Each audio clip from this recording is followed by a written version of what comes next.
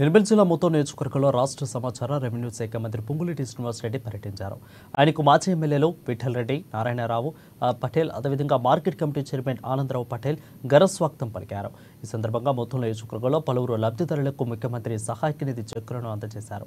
అనంతరం ఏర్పాటు చేసిన సమావేశంలో మంత్రి మాట్లాడుతూ రాష్ట్ర ప్రభుత్వం ఏర్పడిన కొద్ది రోజుల్లోనే పలు సంక్షేమ పథకాలు అమలు చేస్తుందని అన్నారు.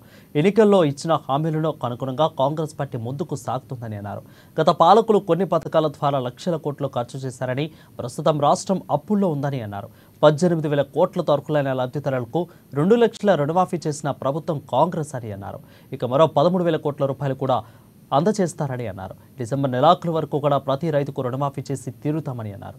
రైతు భరోసా పథకాన్ని అమలు చేస్తున్నామని అన్నారు. ఇక వరి ధాన్యంపై కూడా బోనస్ చెల్లిస్తామని అన్నారు.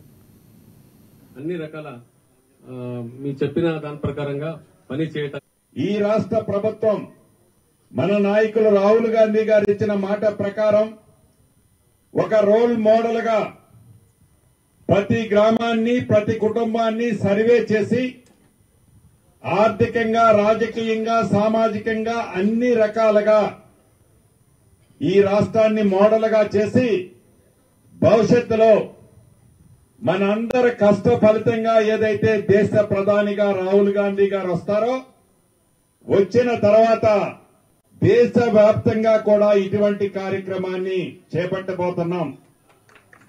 ఇది కంప్లీట్ అవడంతోనే నాకు తెలిసి 20-22 తారీఖులకి పూర్తవుతుంది.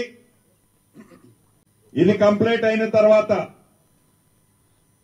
కుటుంబ స్మార్ట్ కార్డు ఏదైతే ప్రాక్టికల్ గా చేశామో దాన్ని వారం 10 రోజుల్లో కంప్లీట్ చేసి